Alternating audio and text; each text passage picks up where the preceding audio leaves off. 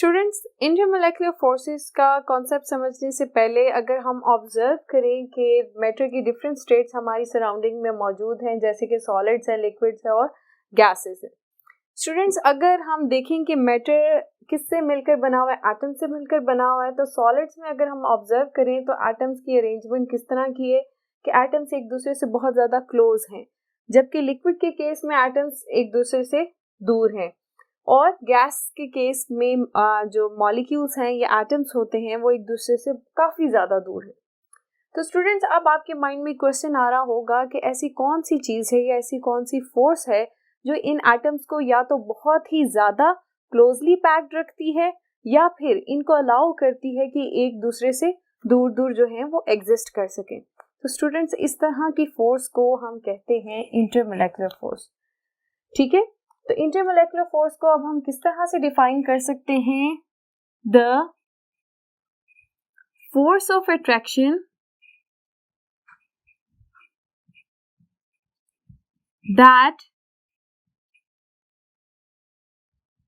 holds the atoms or molecules of a substance together is called intermolecular force। जी students, अगर हम इसकी definition की तरफ देखें, the force of attraction that helps the atoms और molecules of a substance together is called intermolecular force. जब students force of attraction atoms को एक दूसरे के करीब लेकर आएगी और कोई मॉलिक्यूल बनाएंगे, तो इस तरह की फोर्स ऑफ अट्रैक्शन को हम क्या कहते हैं? इंट्रामोलेक्युलर फोर्स। इंट्रामोलेक्युलर फोर्स ये किस तरह की फोर्स है? जिसके अंदर एटम्स कंबाइन होते हैं टू फॉर्म मॉलिक्यूल्स। ठीक है, तो you can say the force of attraction present with in the molecule. ठीक है, इसको अगर आप एग्जाम्पल से समझना चाहें तो अगर मैं मॉलिक्यूल वाटर का मॉलिक्यूल यहाँ पर मेंशन करती हूँ, तो स्टूडेंट्स, वाटर का मॉलिक्यूल किन एटम से मिलकर बना हुआ है? हाइड्रोजन और ऑक्सीजन से। हाइड्रोजन और ऑक्सीजन अगर इस तरह से ये रैंडमली मौजूद होंगे तो इंट्रामोलेक्युलर फोर्स की वजह से ये जो आपको स्ट्रेट लाइन नजर आ रही है, ये किस चीज को शो करी है? That is the intramolecular force between the atoms of a molecule. ठीक है, तो दोबारा से इंट्रा मीन्स विद इन। ठीक है, इंट्रा का वर्ड किससे निकला हुआ है? विद इन से। ठीक है ना, विद इन द मॉलिक्यूल जो फोर्स ऑफ अट्रैक्शन होगी उसको हम क्या कहेंगे? इंट्रामोलेक्युलर फोर्स। स्टूडेंट्स, अब दूसरी टर्म जो थी कि मॉलिक्यूल्स के दरमियान, ठीक है, एक टाइप होगी इंट्रामोलेक्युलर फोर्स, दूसरी हमारे पास कौन सी आई है? इंटरमोलेक्युलर फोर्स। इंटरमोलेक्युलर फोर्स का क्या मतलब है? The force of attraction present between the molecules. Inter का मतलब क्या है? बिटवीन। ठीक है, बिटवीन द मॉलिक्यूल्स जो फोर्स ऑफ अट्रैक्शन प्रेजेंट होगी उसे हम क्या कहते हैं? इंटरमोलेक्युलर फोर्स। अब इसकी एग्जांपल आप किस तरह से समझ सकते हैं? वाटर के अगर मैं डिफरेंट मॉलिक्यूल्स आपके सामने एक से ज्यादा मॉलिक्यूल्स ड्रॉ कर रही हूं, ठीक है, इन मॉलिक्यूल्स को मैं इस तरह से क्लाउड से शो कर रही हूं कि ये वाटर का क्या है? सिंगल मॉलिक्यूल है। अब स्टूडेंट्स, यहां इस एग्जांपल से आपको इंटर और इंट्रा दोनों में डिफरेंस क्लियर हो जाएगा।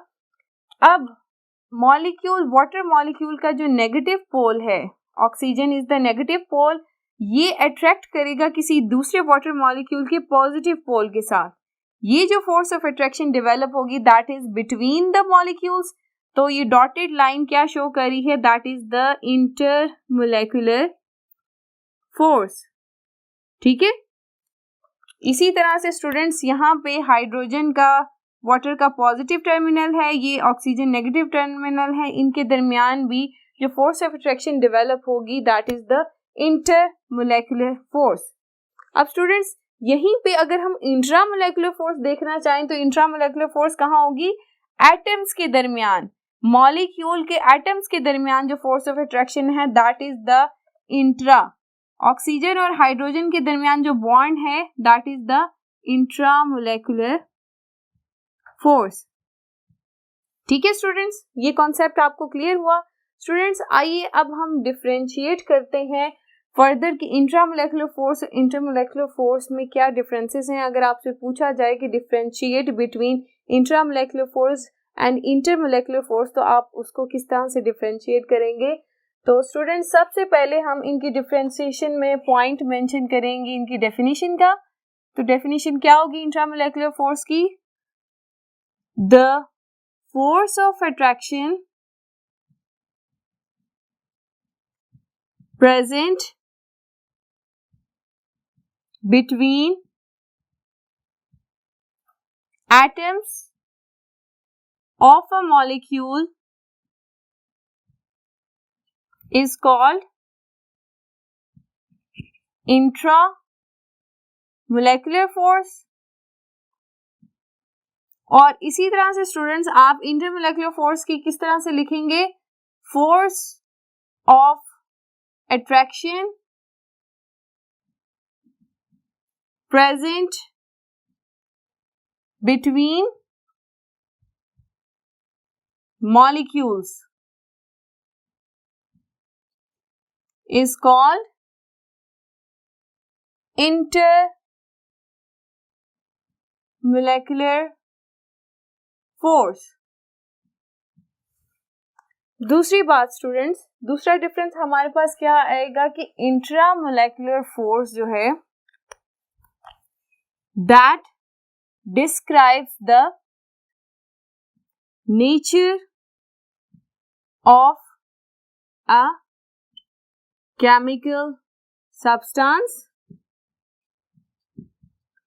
नेचर किस तरह से कि जो हमारा गिवन केमिकल है उसकी नेचर क्या है, वो क्या एक आयनिक कंपाउंड है, वो किस तरह का कंपाउंड है? आयनिक कंपाउंड है या वो कोवलेंट कंपाउंड है? ठीक है, तो वो नेचर डिस्क्राइब करते हैं इंट्रामोलेकुलर फोर्स। ठीक है, जबकि intermolecular force that describes the state of matter. किस तरह से? क्योंकि हमने कहा था intermolecular force is the force of attraction present between two molecules. तो हमने अगर स्टार्ट में स्टूडेंट्स आपको याद हो कहा था कि सॉलिड्स के केस में एटम्स जो होते हैं एक दूसरे से बहुत ज्यादा क्लोज होते हैं और लिक्विड के केस में इतने ज्यादा क्लोज नहीं होते और गैस के केस में सबसे ज्यादा दूर दूर होते हैं। तो इसका मतलब है कि स्टेट ऑफ मैटर हमें इंटरमोलेकुलर फोर्सेस से पता चल सकता है कि जिस स्टेट में इंटरमोलेकुलर फोर्सेस सबसे ज्यादा स्ट्रांग होंगी तो एटम्स क्या होंगे? एक दूसरे से बहुत ज्यादा क्लोज होंगे। तो स्टेट कौन सी होगी? सॉलिड स्टेट होगी। और जब इंटरमोलेकुलर फोर्सेस मॉडरेट होंगी तो लिक्विड स्टेट एग्जिस्ट करेगी और जब इंटरमोलेकुलर फोर्सेस वीक होंगी तो तब आपके पास गैस स्टेट जो है वो एग्जिस्ट करेगी। ठीक है, इंटरमोलेकुलर फोर्सेस हमें क्या डिस्क्राइब करती हैं? स्टेट ऑफ मैटर, और intramolecular forces nature of the substance और योर मैटर। ठीक है, फर्दर स्टूडेंट्स इन दोनों फोर्सेस में क्या डिफरेंस है? Intramolecular forces they are strong whereas intermolecular forces they are weak। ऐसा क्यों होता है स्टूडेंट्स? क्योंकि हम पढ़ चुके हैं कि इंट्रामोलेकुलर फोर्सेस ये क्या होता है? एटम्स के दरमियान होती हैं, यानी एटम्स एक मॉलिक्यूल के एटम के दरमियान जो फोर्स ऑफ अट्रैक्शन होती है that is the intramolecular force. Intramolecular force को आप बॉन्ड भी कह सकते हैं। ठीक है, तो जब भी स्टूडेंट एक केमिकल बॉन्ड बनता है तो या तो एटम्स आपस में क्या करते हैं? शेल्स शेयर करते हैं, या एटम्स क्या करते हैं कि एक एटम जो है वो अपना इलेक्ट्रॉन जो है वो दूसरे एटम को डोनेट कर देता है और ये क्या बना लेते हैं? आयंस बना लेते हैं। ठीक है, और इन आयंस की वजह से इनके दरमियान स्ट्रॉन्ग बॉन्ड डेवलप हो जाता है, जिसे हम क्या कहते हैं, आयनिक बॉन्ड कहते हैं।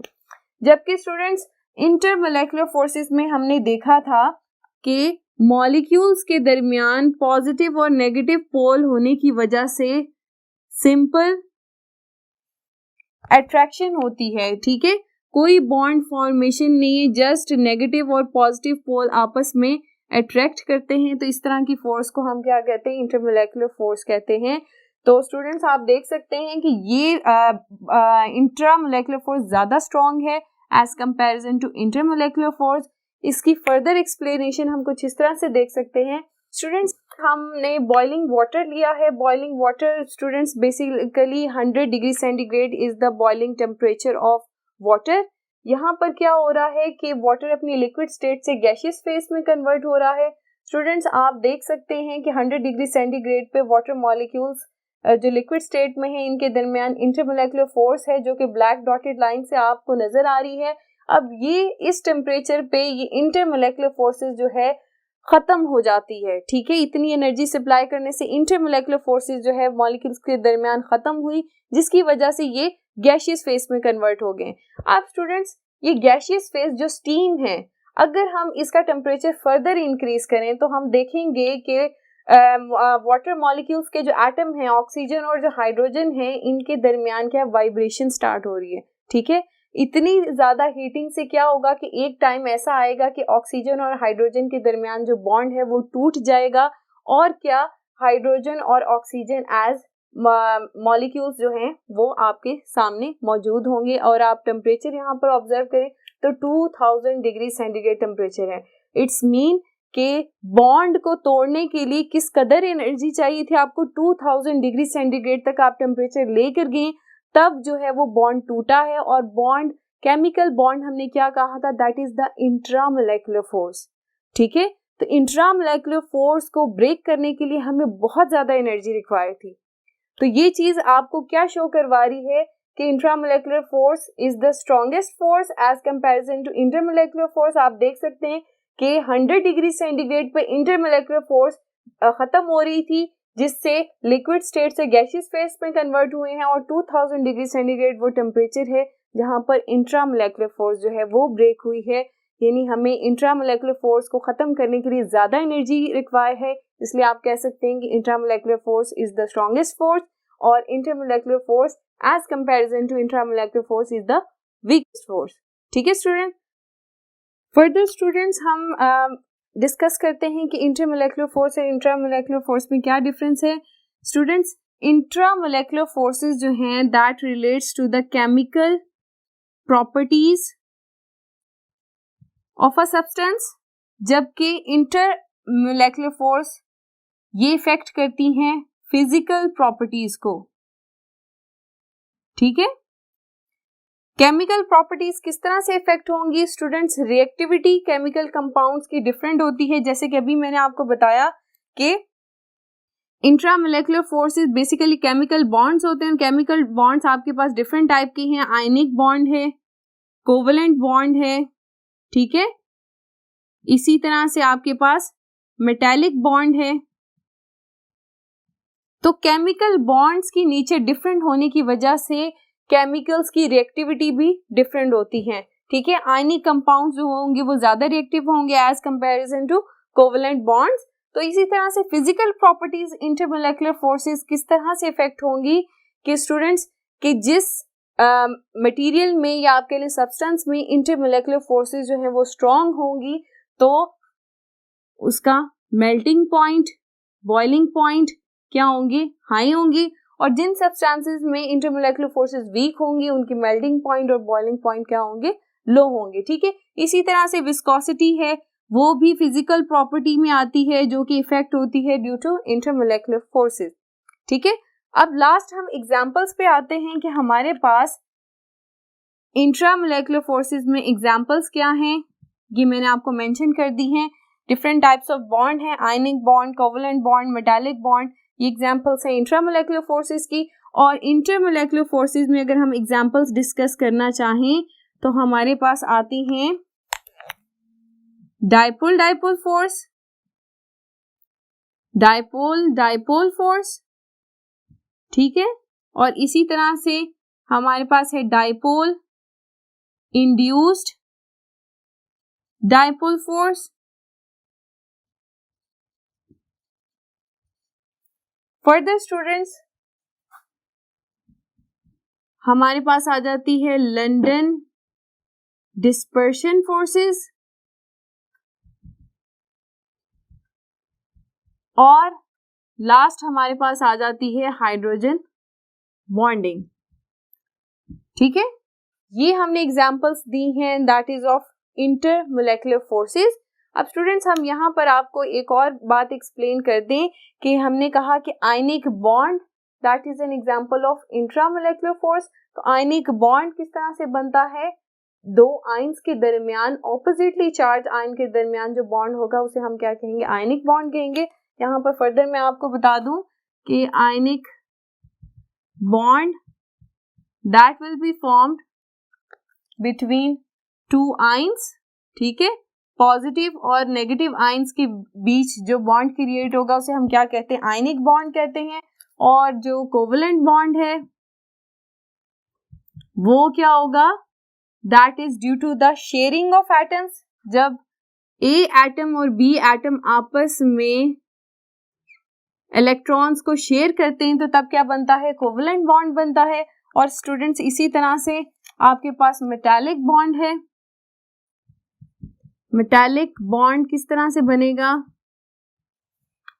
मेटल एटम्स जो पॉजिटिवली चार्ज मेटल एटम्स हैं इनके दरमियान क्या मौजूद हैं, डीलोकलाइज्ड नेगेटिवली चार्ज इलेक्ट्रॉन्स मौजूद हैं और ये पॉजिटिव चार्ज और नेगेटिव इलेक्ट्रॉन्स के अट्रैक्शन से मेटालिक बॉन्ड बनता है। तो स्टूडेंट्स आगे इस चैप्टर में फर्दर आप डिटेल में डिस्कस करेंगे about the different types of, या आप कह लेंगे इंटरमोलेकुलर फोर्सेस, जिसमें डाइपोल डाइपोल फोर्स है, डाइपोल इंड्यूस्ड डाइपोल फोर्स है, लंदन डिस्पर्शन फोर्सेस है और हाइड्रोजन बॉन्डिंग। ये आप डिटेल में डिस्कस करेंगे विद देयर एग्जांपल्स। और इसी तरह से स्टूडेंट्स सॉलिड्स के पार्ट में भी आप देखेंगे कि आयनिक बॉन्ड क्या होते हैं, कोवलेंट बॉन्ड क्या होते हैं, मेटालिक बॉन्ड क्या होते हैं, और सॉलिड की डिफरेंट प्रॉपर्टीज को भी हम डिस्कस करेंगे। तो स्टूडेंट्स हमारा नेक्स्ट लेक्चर जो होगा वो इंटरमोलेकुलर फोर्सेस के डिफरेंट टाइप्स के बारे में होगा।